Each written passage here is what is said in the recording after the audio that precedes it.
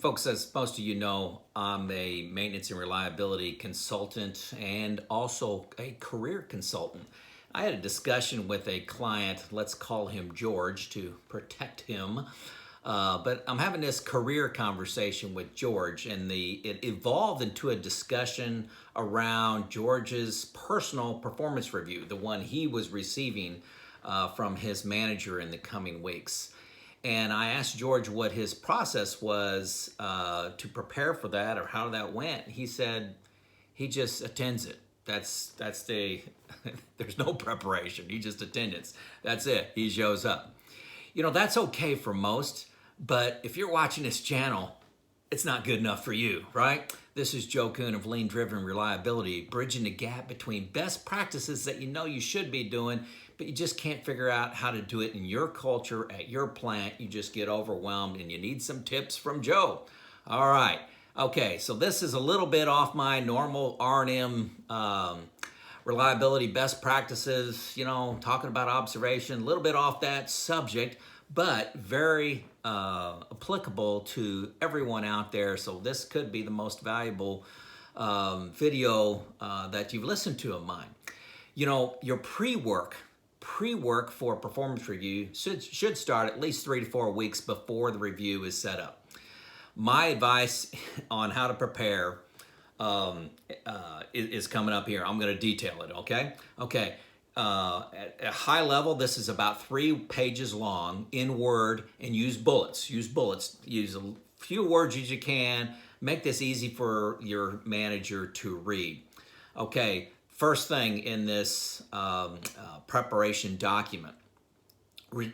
How did you perform against expectations? Most people have performance objectives for the year, 6, 8, 10, whatever they are. You know, use numbers, describe how you did against them, talk about pros, cons, and lessons you learned. Real short on, a paragraph on each one of those expectations. For example, you said you were going to identify and implement 6 safety improvements. How'd you do against that? Quality improvements, $1 million in waste elimination, whatever those are, detail them, pros, cons, lessons learned, okay? Number 2, results against the organization, your organization's performance criteria.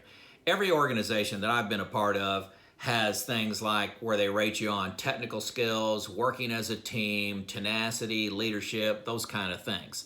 So answer those questions. Give at least 2 examples of each. For example, on technical skills, if you're new to the organization, and people don't understand your technical skills, give 2 examples of where you use those and it brought results. 2 examples for each one of those. That's going to be an important point in this discussion today, examples, okay? Number 3, list for the last 12 months, what you're most proud of. What you were most challenged by, and what you learned and that you could use going forward. This shows that you have a learning orientation and always trying to better yourself. I'm always looking for that in people. Number 4, list anything else from the year you'd like to highlight. I would detail 3, 4 of these max, with a little, 4 or 5 lines, and then just bullet list, with 2, 3 words by another 15, 20. I accomplished this, recovery of this, yield of this, safety results of this. What are those little bitty bullets what you want to overwhelm him with, your supervisor with, to talk about the year? Number 5, document your career interest for your next job. Tell them that you want to talk about what's missing from your current resume, your current experience and skill set that's preventing you from getting that next role. Tell them that you want to talk about that, define what that next role is, and set the expectation for the review. What's key in your preparation is to support everything with examples.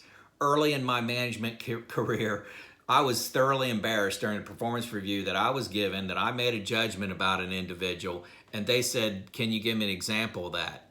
And I was, just flabbergasted. I was just speechless on it. I couldn't remember it on the spot. I couldn't remember it.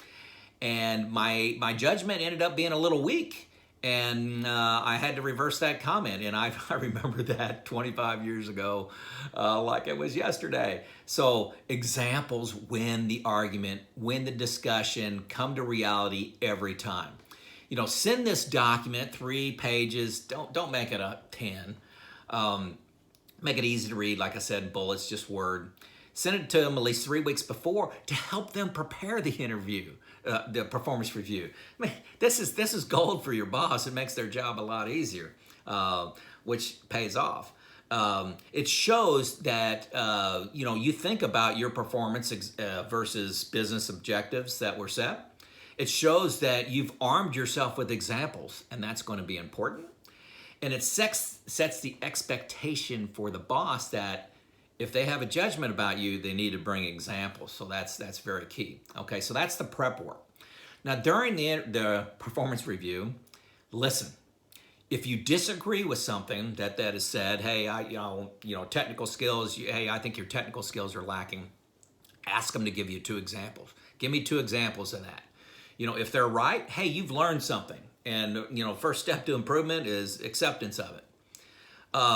If they can't give you examples, you may give them some time, give them a week. Hey, give me some examples.